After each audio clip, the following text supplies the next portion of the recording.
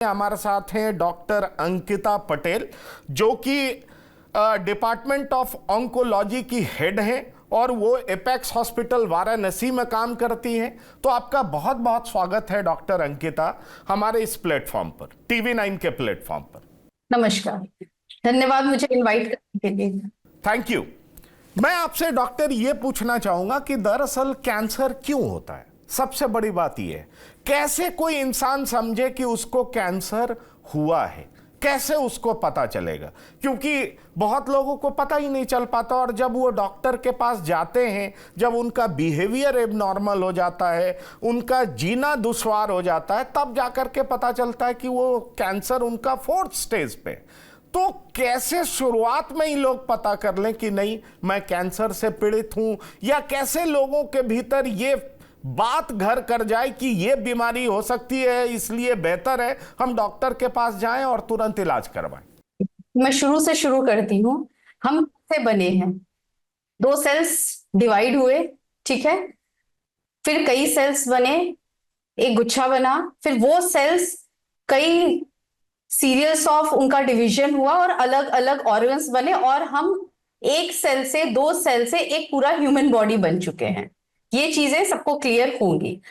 तो हमारे शरीर में हर सेल, पहले तो हम बहुत सारे ट्रिलियंस ऑफ सेल से बने हुए हैं, हर सेल का अपना एक काम होता है। सेल्स डिवाइड होते हैं, मैच्योर होते हैं, अपना काम करते हैं, और एक स्पैन के बाद उनकी डेथ हो जाती है और उनकी जगह नया सेल ले लेता है। ये सृष्टि का नियम है, इसी तरह हमारा शरीर काम करता है। जब इस प्रोसेस में किसी भी तरह का परिवर्तन हो जाता है जिसके कारण सेल्स बदल जाते हैं, वो एबनॉर्मल तरीके से बढ़ने लगते हैं, तेजी से बढ़ने लगते हैं, और फिर इनकी डेथ नहीं होती है, और ये और तेजी से बढ़ते हैं, इनका पॉपुलेशन बढ़ जाता है, और बढ़ के जब ये कुछ एक साइज के आ जाते हैं तो अपने अगल बगल के जो स्ट्रक्चर्स हैं उनमें जाने लगते हैं, उनको इन्फिल्ट्रेट करने लगते हैं, या जो खून की नलियां हैं, जो लिम्फेटिक्स है, उसके थ्रू ये एक बीज की तरह काम करने लगते हैं, और उसके थ्रू पूरे शरीर में टहलते हैं। जहां उनको अच्छा सॉइल मिलता है, यूजुअली लिवर हो गया, लंग हो गया, बोन हो गया, ब्रेन, ये सब अच्छे सॉइल हैं जहां पे ये जाके बैठ जाते हैं और फिर वहां ग्रो करने लगते हैं। तो कैंसर एबनॉर्मल तरीके से ग्रोथ की वजह से है, और जो ये फैल जाता है इसको हम मेटास्टेसिस का टर्म देते हैं, जिसे आम भाषा में स्टेज 4 कहा जाता है। अब जो मैंने पहले बताया कि सेल्स बनते हैं, अपना काम करते हैं और उनकी डेथ हो जाती है, तो शरीर में दिन भर में ऐसे बहुत सारे सेल्स इस तरीके के प्रोसेस से गुजरते हैं। बहुत सारी गलतियां होती हैं जिसको हम एरर्स कहते हैं, लेकिन हमारे शरीर में इतनी शक्ति होती है कि शरीर उन एरर्स को रिपेयर कर दे, तो रिपेयर होके वापिस से वो सेल नॉर्मलाइज हो जाती है। जब ये रिपेयर मैकेनिज्म खराब हो जाता है, अब वो खराब एनवायरमेंटल फैक्टर की वजह से हो सकता है, या जैसे हम शराब पी रहे हैं, टोबैको ले रहे हैं, स्मोकिंग कर रहे हैं जिसमें 70 कार्सिनोजेंस होते हैं, एयर पोल्यूशन है, या किसी तरह का इन्फेक्शन हो गया, या किसी भी कारण अगर ये एरर ठीक करने वाली मैकेनिज्म है वो गड़बड़ हो जाती है, या एरर्स बढ़ने लगते हैं, या तो प्रोडक्शन बढ़ जाए एरर्स का जितना हमारी मशीनरी संभाल ना पाए, या मशीनरी खराब हो जाए। इन दोनों ही तरीकों से कैंसर जो होता है वो पनपने लगता है। कैंसर इसी तरह से कैंसर का जनरेशन होता है। तो म्यूटेशन आपने बहुत अच्छे तरीके से समझाया कि कैंसर का जन्म कैसे होता है, पर मैं आपसे यह पूछना चाहूंगा, आपने खुद भी बताया कि किस शरीर में अगर एबनॉर्मल ग्रोथ होता है, जो लंप का फॉर्म ले या एक बड़ा ट्यूमर का फॉर्म ले ले, उसको हम कैंसर कहते हैं। और दरअसल होता क्या है कि सेल्स डिवाइड करता है, डेड भी करता है, पर यह क्या होता है कि बहुत तेज ग्रोथ होता है सेल्स का, और उस वजह से वो लंप का फॉर्मेशन लेता है या दूसरे अंगों में चला जाता है, तो हम उसको मेटास्टेसिस भी कहते हैं। पर मुझे आप ये बताइए, मैं इस बात को आपसे समझना चाहूंगा, क्योंकि आपने बहुत सारे फैक्टर्स का नाम लिया। स्मोक में 70 तरह के, जो लोग स्मोकिंग करते हैं, 70 तरह के कार्सिनोजेंस होते हैं। कार्सिनोजेंस वो होते हैं जो कैंसर इंड्यूसिंग होते हैं, जो कैंसर कॉज करते हैं बॉडी में।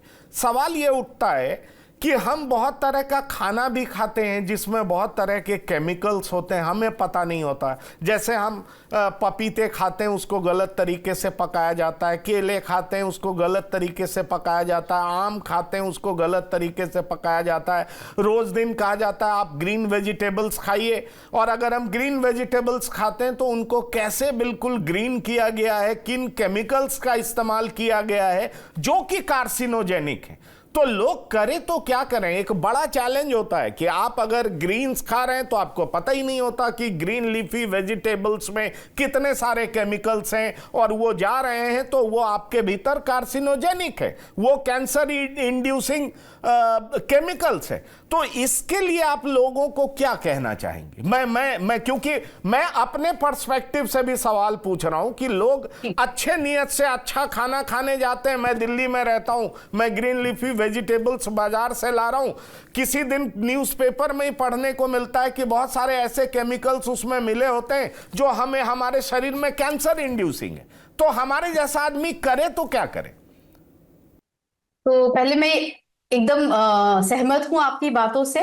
जो हमारा 60 to 70% कैंसर होता है वो ज्यादातर हमारे लाइफस्टाइल, हमारे डाइट और हमारे दिनचर्या और हमारे एनवायरनमेंट की की वजह से होता है। तो सबसे पहले बेसिक है, हमें अपने लाइफस्टाइल को सुधारना होगा। तो उसमें बहुत सारे कैंसर, हम ये पॉइंट नहीं कर सकते कि ये चीज है तो इसकी वजह से कैंसर होगा। कैंसर हमेशा एक मल्टीफैक्टोरियल कारण से होता है। मल्टीफैक्टोरियल मतलब कई सारे कारण एक साथ काम करते हैं।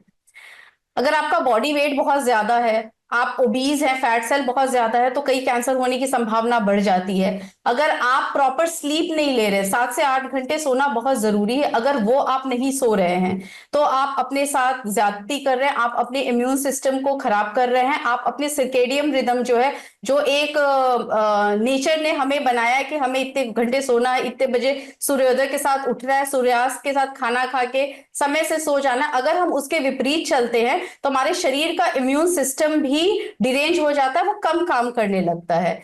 तीसरी चीज है जो हम खाना खा रहे हैं, हमेशा कोशिश करना चाहिए कि लोकल खाएं, सीजनल खाएं, और जो भी खाना आप बाहर से लेके आ रहे हैं उसे अच्छी तरीके से वॉश करके तब उसको कंज्यूम करें। इतना हम कर सकते हैं, क्योंकि क्या सोर्स आ रहा है, क्या उसमें एडल्टरेशन किया गया है, शायद वो हर किसी के बस की बात नहीं हो सकती कि उसके सोर्स तक जाना।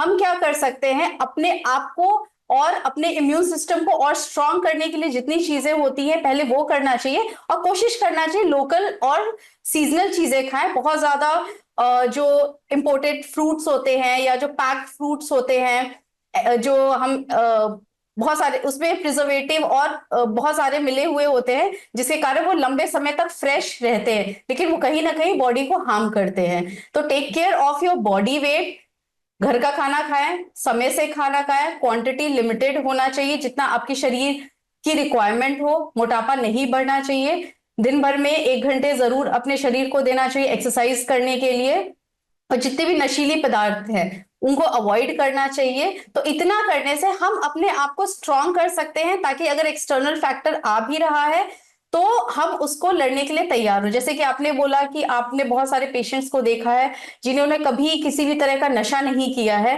तो सीधी सी बात है, अगर हम जिंदा है, हमारे अंदर सेल्स है, सेल्स डिवाइड कर रहे हैं, तो कैंसर किसी को भी हो सकता है। हाँ, उनमें होने की संभावना डेफिनेटली ज्यादा है जिनका खाना पीना ठीक नहीं है, जिनकी एक्टिविटीज ठीक नहीं है, स्लीप ठीक नहीं, स्ट्रेस बहुत ज्यादा ले रहे हैं। स्ट्रेस भी अपने आप में कैंसर या किसी भी तरह की जो लाइफस्टाइल डिजीज, कैंसर भी एक तरीके का लाइफस्टाइल डिजीज है, इसके अलावा हाइपरटेंशन हो गया, डायबिटीज हो गया, और कोमोर्बिडिटीज होती है, ये सब स्ट्रेस इंड्यूस। स्ट्रेस एक चीज है, जो भी मैंने सारे पॉइंट्स बताए, हर कुछ आपके बॉडी के इम्यून सिस्टम को खराब करते हुए डायबिटीज, हाइपरटेंशन, कैंसर या और जो कोमोर्बिडिटीज है उनको इंड्यूस कर सकता है।